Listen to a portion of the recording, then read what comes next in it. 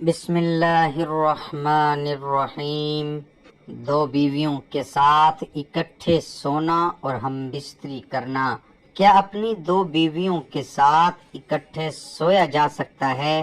کیا ایک ہی کمرے میں ایک بیوی کے سامنے دوسری بیوی سے ہم بستری کر سکتے ہیں؟ جاننے کے لیے ویڈیو کو آخر تک لازمی دیکھیے گا۔ اسلام نے انسانوں کو اخلاق و کردار کی قیمتی جواہر سے نوازا ہے اور زندگی گزارنے کے اصول سے سرفراز کیا۔ کن چیزوں کو اختیار کرنے سے ایک صالح اور پاکیزہ معاشرے کی تعمیر ہوتی ہے اور کن چیزوں کو اپنانے کی وجہ سے معاشرہ داغدار ہوتا ہے، اس کو بھی اسلام نے واضح کیا ہے۔ اسلام شرم و حیا کو ایک مسلمان کی زندگی کا بنیادی وصف قرار دیتا ہے۔ اس لیے اسلامی معاشرے میں شرم و حیا کا بنیادی کردار ہے۔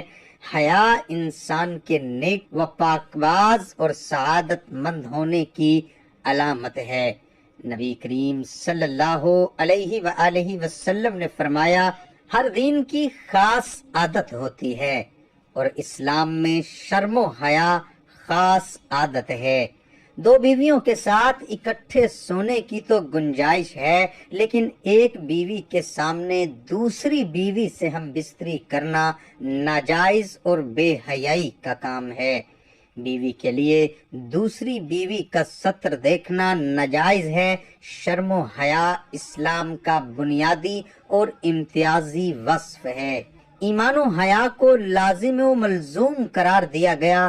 اگر ایک اٹھ جائے تو دوسرا بھی اٹھ جاتا ہے، لہذا دو بیویوں کے ساتھ ایک وقت میں اکٹھے کر کے ہم بستری کرنا حیا کے خلاف اور مکروہ تحریمی ہے۔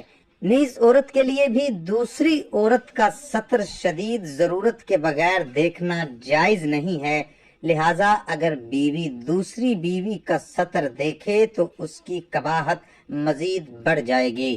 حضرت ابن عمر رضی اللہ تعالی عنہ نے فرمایا، حیا اور ایمان دونوں ایک دوسرے سے ملے ہوئے ہیں، ان میں سے کوئی ایک اٹھ جائے تو دوسرا بھی خود بخود اٹھ جاتا ہے۔ سیدہ حضرت عائشہ صدیقہ رضی اللہ تعالی عنہ فرماتی ہیں، رسول اللہ صلی اللہ علیہ وآلہ وسلم کے ساتھ ایک ہی برتن سے غسل کیا کرتی تھی۔ آپ صلی اللہ علیہ وآلہ وسلم مجھ پر سبقت فرماتے تو میں کہتی، مجھے بھی پانی دیجئے، مجھے بھی پانی دیجئے۔ ایک اور روایات میں ہے، وہ فرماتی ہیں کہ نہاتے وقت میرا اور رسول کریم صلی اللہ علیہ وآلہ وسلم کا ہاتھ برتن سے پانی لینے میں آگے پیچھے ہوتا تھا، اور حضرت عائشہ فرماتی ہیں کہ نہ تو آپ صلی اللہ علیہ وآلہ وسلم نے کبھی میرے سطر کی طرف دیکھا اور نہ ہی میں نے آپ صلی اللہ علیہ وآلہ وسلم کی سطر کی طرف دیکھا ہے۔ ایک اور روایات میں حضرت ابو ہریرہ اللہ نے فرمایا، حیا ایمان ہی کی ایک شاخ ہے۔ اللہ تعالیٰ نے شرم و حیا کا مادہ انسان کی فطرت میں رکھی ہے، وہ دوسرے حیوانات میں نہیں رکھا۔ اس کے احسانات اپنے جسم کے کسی حصے، اپنے کسی فعال کو چھپانے کا اہتمام اور کوشش نہیں کرتے، جیسا اہتمام و کوشش انسان کرتا ہے۔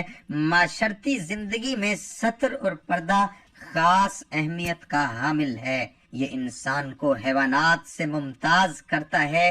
اسی طرح عورت کو مرد کے حوالے سے برتری حاصل ہے، اور رسول اللہ صلی اللہ علیہ وآلہ وسلم نے فرمایا، حیا اور ایمان دونوں ایک دوسرے کے ساتھی ہیں، دونوں میں سے ایک نہ رہے تو دوسرا بھی نہ رہے گا۔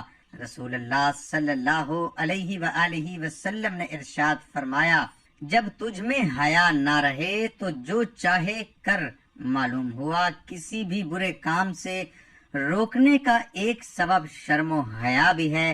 شرم و حیا کیا ہے؟ وہ کام جو اللہ پاک اور اس کی مخلوق کے نزدیک ناپسندیدہ ہو، ان سے بچانے والے کو شرم و حیا کہتے ہیں۔ اسلام اور حیا کا آپس میں وہی تعلق ہے جو روح اور جسم کا ہے۔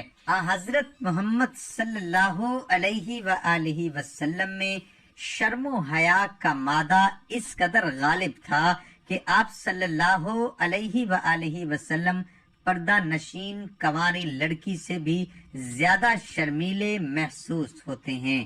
چنانچہ حضرت ابو سعید خدری رضی اللہ تعالی عنہ فرماتی ہیں، کنواری لڑکی اپنے پردے میں جتنی شرم حیا والی ہوتی ہے، حضور صلی اللہ علیہ وآلہ وسلم اس سے زیادہ شرم و حیا والے تھے۔ حضرت سعد بن العاص فرماتے ہیں، ایک مرتبہ حضور صلی اللہ علیہ وآلہ وسلم حضرت عائشہ کی چادر اوڑھے ہوئے اپنے بستر پر لیٹے ہوئے تھے کہ اتنے میں حضرت ابو بکر رضی اللہ تعالی عنہ نے اندر آنے کی اجازت مانگی۔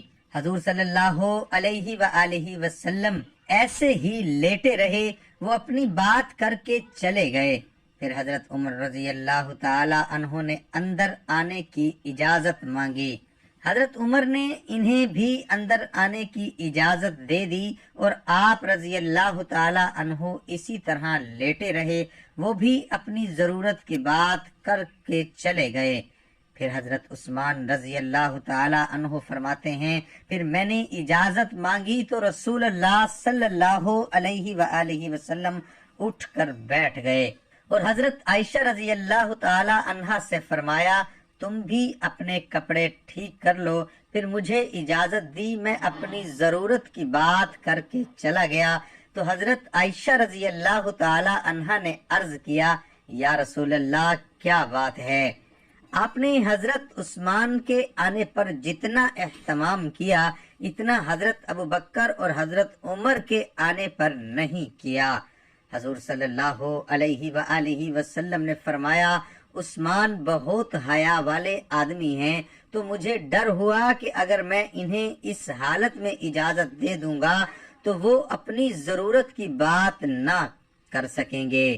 حضور صلی اللہ علیہ وآلہ وسلم نے حضرت عائشہ سے فرمایا کہ میں اس سے حیا نہ کروں جس سے فرشتے حیا کرتے ہیں۔ شرم و حیا کا تقاضا ہے کہ دو بیویوں کے ساتھ اکٹھے سونا تو جائز ہے، البتہ جمع کرنا ناجائز ہے۔ دعا ہے کہ اللہ تعالی ہمیں دین حق پر چلنے کی توفیق عطا فرمائے اور بیوی سے محبت اور ان کے حقوق ادا کرنے کی توفیق عطا فرمائے، آمین۔